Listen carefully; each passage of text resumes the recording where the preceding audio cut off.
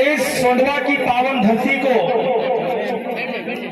मातिया भील की धरती को, छितू किराड़ की धरती को नमन करते हुए, हमारे जो पूर्वज हैं उनको नमन करते हुए आप सभी सोंडवा क्षेत्र के अलीराजपुर जिले के जितने भी समाजजन यहाँ पर उपस्थित हुए हैं उनको संयुक्त राष्ट्र संघ द्वारा घोषित विश्व आदिवासी अधिकार दिवस की शुभकामनाएं देता हूं। और सोंडवा क्षेत्र के जो हमारे युवा साथी है उनको मैं हृदय से उनको धन्यवाद इसलिए देता हूं कि जो कार्यक्रम सरकार को बनाना चाहिए वो कार्यक्रम आप लोग कर रहे हो, इसलिए आप लोग बधाई के पात्र हो। आप लोगों ने संघर्ष के साथ आप लोगों को परेशानियां भी आई होगी, लेकिन आप लोगों ने आदिवासियों के बीच अलग जगाने के लिए, आदिवासियों को अपने संवैधानिक अधिकार जानने के लिए ये जो चिंगारी आपने जलाई है, ये चिंगारी अब रुकने वाली नहीं है, ये अब आग का गोला बनेगा। और इस चिंगारी को जितने भी हमारे वरिष्ठ जन है, युवा साथी है, उनसे भी मैं कहना चाहता हूं कि ये जिन युवाओं ने इस मसाल को जलाने का प्रयास किया, इस सामाजिक दीपक को जलाने का प्रयास किया, आप हम सबकी जिम्मेदारी है कि इस दीपक को हम, कोई तेल देगा, कोई हवा से बचाएगा, लेकिन इस दीपक को हमेशा जलने देना चाहिए। ऐसा हम सब आज प्रण लेकर यहाँ से जाएंगे। साथियों, आज अधिकार दिवस की हम बात कर रहे हैं, लेकिन आप सबको मैं पूछना चाहता हूं, एक प्रश्न आपके मन में डालना चाहता हूं। आजादी के 75 साल हो गए, हमारे देश की जो सरकारें हैं आजादी का अमृत महोत्सव मना रहे हैं, लेकिन वास्तव में क्या निचले तबके के आदिवासियों को, गरीब तबके को उनका जो अधिकार है मिला है? नहीं मिला है। अगर जो हमारा अधिकार है, जो हमारे लोगों को मिलना चाहिए, अगर वो अधिकार अगर लोगों को नहीं मिल रहा है तो क्या औचित्य रह जाता है आजादी का अमृत महोत्सव मनाने का? आपने बोला घर घर झंडा लगाने का, हमने झंडा लगाया, हमने तिरंगा पहनाया, क्योंकि हमारे देश की आन बान शान है तिरंगा। हमने हर चीज को माना, लेकिन हमारा जो संवैधानिक अधिकार है, जो हमको मिलना चाहिए, वो अभी तक क्यों नहीं मिला? और हमारे जो जनप्रतिनिधि है, जिनको हम चुनकर यहाँ से भेजते हैं, चाहे वो बीजेपी का हो सकता है, चाहे कांग्रेस का हो सकता है, लेकिन उनकी जिम्मेदारी होती है लोकसभा में जाकर आदिवासियों की बात बोलने की, विधानसभा में जाकर बोलने की, लेकिन हमारे जनप्रतिनिधि क्या कर रहे हैं आप सबको पता है, वहां जाकर सो जाते हैं। लेकिन ये जो युवा, पढ़े लिखे युवा अब घर से निकला है समाज के लिए, समाज में जन जागृति लाने के लिए, अब उनकी नींद में खलल होगा, अब उनकी नींद से जगाने का वक्त आ गया है। और ये हमारे समाज का पढ़ा लिखा युवा साथी उनको नींद से जरूर जगाएगा। साथियों, अलीराजपुर जिले की बात होती है, यहाँ पर मैं शिक्षा के अधिकार की बात करना चाहूंगा। और जब मैं पूरी बात व्यवस्थित तरीके से बोलूंगा तो कुछ लोगों को बुरा भी लगेगा, लेकिन मैं बोलूंगा, मैं किसी से डरता नहीं हूँ, क्योंकि आदिवासी खून है। साथियों, अलीराजपुर जिले का जो शिक्षा प्रतिशत है पूरे एशिया में कम है, और ये आप हम सबकी जिम्मेदारी है, क्योंकि जनप्रतिनिधियों के भरोसे हम लोग ये जिम्मेदारी नहीं छोड़ सकते, उनको फुर्सत नहीं है इस ओर देखने के लिए। अलीराजपुर जिले का जो शिक्षा प्रतिशत है, इस प्रतिशत को उठाने की जिम्मेदारी मैं आज इस पवित्र मंच के माध्यम से हमारे समाज के युवाओं को देना चाहता हूं कि आप अब हम सब इस जिम्मेदारी को निभाएं। और हमारे जो टीचर हैं, अधिकतर आदिवासी समाज से आते हैं, उनको बुरा लग जाएगा, ये इसलिए मैं बोल रहा हूं पहले ही बात। जो हमारे शिक्षक है, वही शिक्षक अगर ईमानदारी से सरकारी स्कूलों पे फोकस कर ले, तो मैं गारंटी के साथ कहना चाहता हूं कि 5 सालों के अंदर अलीराजपुर जिले का शिक्षा का क्षेत्र ऊपर उठ जाएगा, बढ़ जाएगा। लेकिन एक सरकारी टीचर, मुझे माफ करना किसी को बुरा लगे, सब सरकारी टीचर एक जैसे नहीं होते, कुछ ईमानदार भी होते हैं, लेकिन लेकिन एक मछली पूरे तालाब को गंदा करती है, आप लोगों को सोचना है। अगर आप सरकारी शिक्षक हो लेकिन आपका बेटा तो प्राइवेट स्कूल में पढ़ रहा है, सरकारी स्कूल में किसके बच्चे पढ़ रहे हैं? जो गरीब मजदूर है, जो छोटा किसान है, उनके बच्चे पढ़ रहे हैं, इसलिए वो लोग ज्यादा चिंता नहीं करते हैं। कोई 1 बजे स्कूल जा रहा है, कोई 2 बजे स्कूल से वापस आ रहा है, और क्षेत्र में देखते हैं तो 3 बजे तो सारे स्कूल बंद हो जाते हैं। हो जाते कि नहीं हो जाते? मैं झूठ तो नहीं बोल रहा इस मंच से। नहीं। स्कूल 10:30 बजे खुलना चाहिए और 5 बजे तक खुले रहना चाहिए, ये आरटीए का नियम है। लेकिन हम लोग बोलते हैं कि सर आप जिम्मेदारी से निभाइए, तो कई लोगों के मुंह फूल जाते हैं। वेतन सरकार जो उनकी योग्यता अनुसार देती है, लेकिन आपको काम के बदले जो पैसा दिया जा रहा है, उस काम को आप जिम्मेदारी से भी आपको निभाना पड़ेगा, वरना ये युवा साथी अब स्कूलों में भी जाकर अपनी जिम्मेदारी निभाएगा। साथियों, हम लोग कई जगह जाते हैं, कार्यक्रम करते हैं। हम लोगों का ये काम नहीं है कि हम मंचों से बड़ी बड़ी बात कर आप लोगों से तालियां बजवा कर घर चले जाएंगे। नहीं, मूल समस्या के जड़ तक हम लोग पहुंचेंगे, तभी हमारे समाज का जो अधिकार है। क्योंकि अगर जैसे भारत भाई मौर्य ने बोला था, ये उंगली तभी कर पाओगे जब आप पढ़ लिख जाओगे, कुछ बात जानने लग जाओगे, अपने अधिकार जानने लग जाओगे।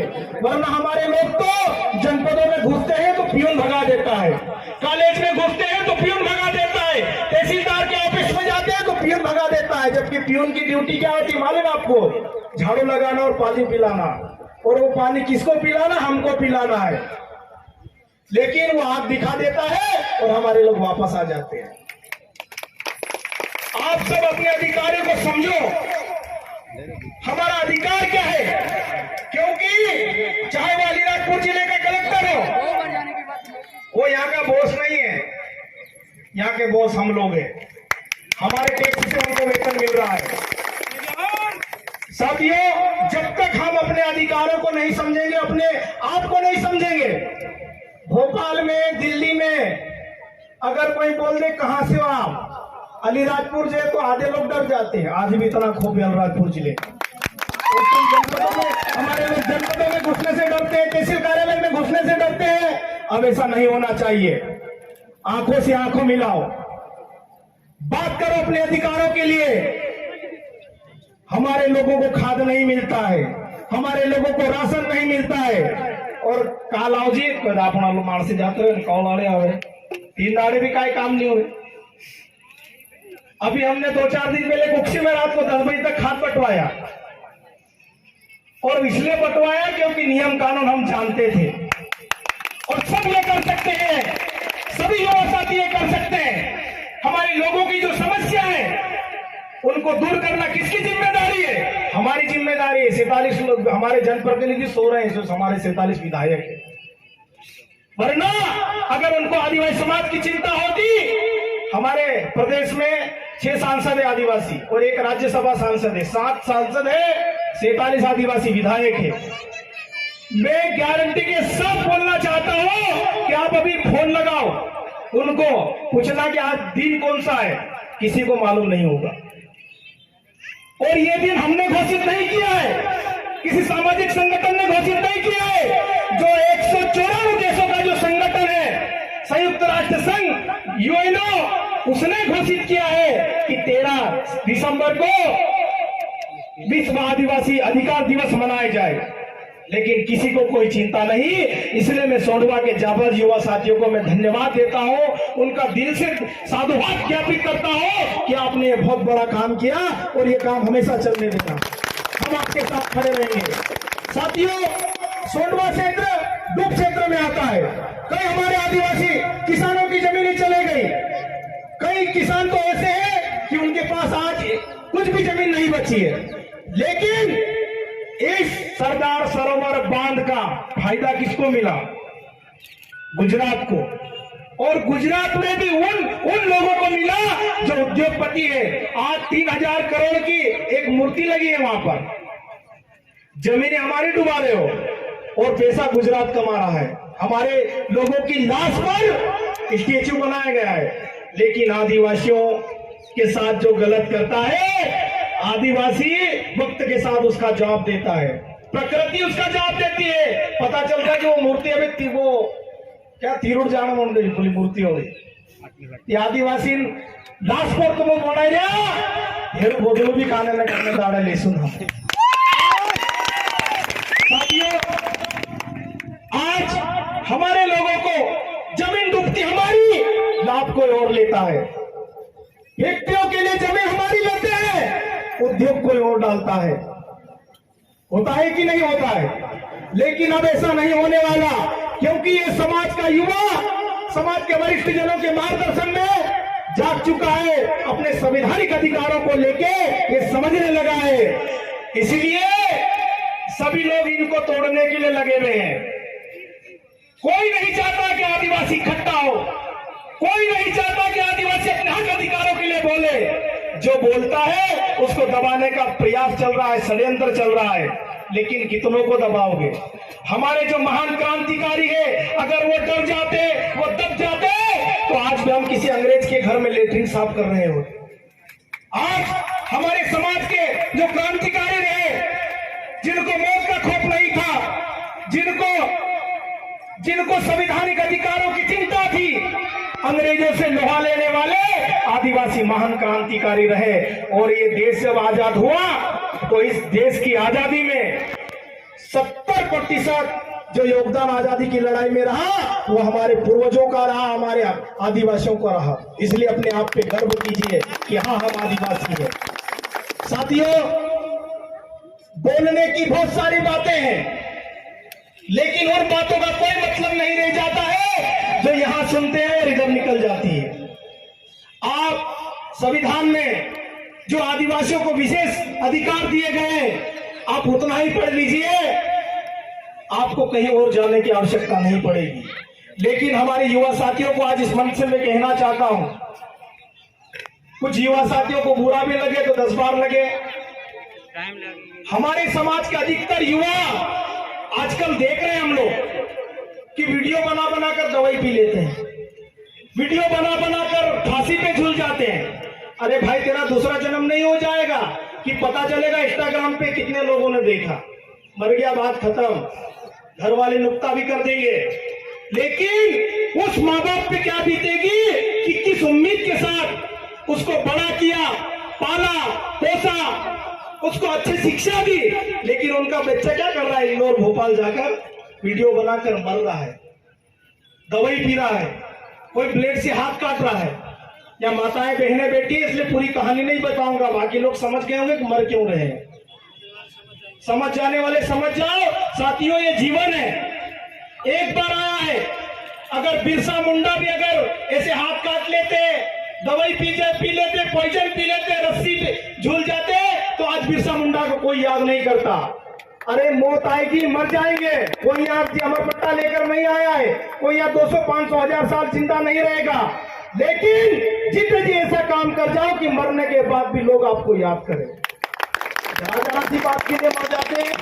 मेरा छोटा पेट बना इसलिए कोई मर गया, मुझे दारू नहीं पीना इसलिए कोई किसी को मार दिया, ये बात होती है क्या? मैं सभी युवा साथी जिनके भी दोस्त ऐसे हैं उनको आप समझाओ, क्योंकि एक गरीब माँ बाप, मैं भी एक गरीब माँ बाप का की औलाद हूँ। मुझे अच्छी तरह मालूम है कि मेरे पिताजी ने मुझे कैसे बड़ा किया। अगर मैं भी नालायक बेटा बन जाऊं तो फिर मेरे माँ बाप को तो पछतावा होगा ही। इसलिए मेरे युवा साथियों, इस सोशल मीडिया की जो दुनिया है, ये बहुत बड़ा ताकत है आदिवासियों के लिए। आदिवासियों की आवाज अखबारों में नहीं दिखती, टीवी चैनलों में नहीं दिखती, लेकिन आज सोंडवा में जो कार्यक्रम हो रहा है उस सोशल साइट का कुछ अच्छा भी उपयोग कर रहे हैं कि आज देश दुनिया के लोग भी यहाँ का कार्यक्रम देख रहे हैं। ये सोशल मीडिया की ताकत होती है। लेकिन कुछ लोग यूं मोबाइल पकड़ेंगे और यूं रस्सी में बांध के लटक के मर जाते हैं। कई लोगों, अभी 2-4 दिन पहले एक लड़के का दवाई पीते हुए वीडियो आया, खूब पी रहा वो दवाई कपस में छींटने वाली, और मर गया वो। पता नहीं ऊपर से देख भी रहा कि नहीं देख रहा है, किसको मालूम। लेकिन सभी युवा साथी, मेरी बात बुरा लगे तो बिल्कुल मुझे मंच के पीछे ले जाके धो लेना, मुझे कोई फर्क नहीं पड़ेगा। लेकिन मैं सत्य बात बोल रहा हूँ, क्योंकि आपकी एक छोटी सी गलती की वजह से पूरा परिवार बर्बाद हो जाता है। और एक आदिवासी समाज का लड़का अगर बेवजह बेमौत मर जाता है तो एक पीढ़ी खत्म हो जाती है। उस बात को समझिए आप। आज आदिवासी कम क्यों हो रहे हैं? इसीलिए हो रहे हैं। हमारे पूर्वज कभी दवाई नहीं पीते थे कि दादी ढाला दादी जोतरा बीच से पूछो, कहे दादी पितला कहे घुड़सो काट्यो कहे नहीं काट्यो। कभी करंट में नहीं मरे हमारे लोग, दवाई हमारे लोग नहीं पिए, फांसी के झूले कभी नहीं झूले, फालतू काम करते नहीं थे। दिन भर काम करना, शाम को कच्ची 2 गिलास पी के घर आराम से सो जाना, ये हमारे लोगों का काम है। लेकिन आज जो विदेशी शराब आती है महंगी, उनको पीकर हमारे लोगों के दिमाग, हमारे लड़कों के दिमाग में अलग अलग विचार आते हैं। कोई फेल हो गया, मर गया, किसी का नंबर अच्छे नहीं आए, मर गया, किसी की जॉब नहीं लग रही, मर गया। अरे जो अनपढ़ है गांव का, वो भी दाढ़ की मजदूरी कर कर जी रहा है और लोग परिवार को पाल पोस भी रहा है। पूरे सप्ताह भर काम करता है, हाथे नारे कुआर कुकड़ू लावे नाव का घर वाला खोए तेके को है आदिवासी। जरा सी बात को लेकर हमारे जो युवा साथी गलत कदम उठा रहे हैं, मैं उनसे निवेदन करना चाहता हूं कि आप बंद कर दीजिए। तभी ये जो अधिकार दिवस है, हमारे आदिवासियों के दिवस है, तभी हम लोग सक्सेस कर पाएंगे, तभी हम लोग मनाएंगे। वरना कार्यक्रम होते रहेंगे, डीजे में हम लोग नाचते रहेंगे, रैली निकाल लेंगे, कोई आएगा अच्छी बातें बोल के चला जाएगा, लेकिन उसका निराकरण कुछ नहीं निकलेगा। तो साथियों, अभी और भी वक्ता है, मुझे ज्यादा, क्योंकि मैं नीचे से देख रहा था, जो ज्यादा बोल रहा था उसको चिट्ठी फंसा रहे थे, तो मुझे भी चिट्ठी न फंसा दी, इसलिए मैं अपना समय यही समाप्त करता हूं। और अभी यहाँ से रैली भी निकलेगी, तो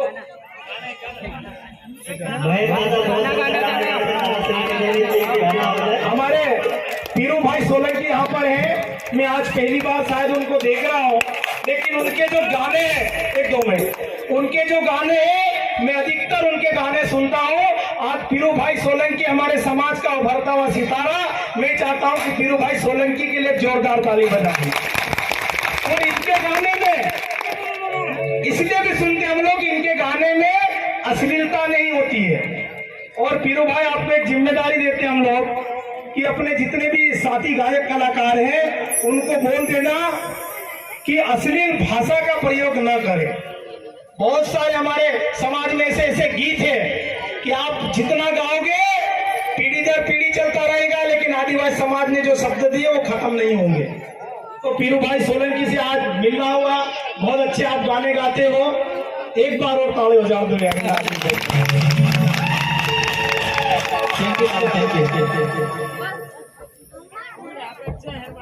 खुद ने बीज मोहंग घोड़ कर जमा दो मेरे, खुद ने बीज मोहंग घोड़ कर जमा दो मेरे।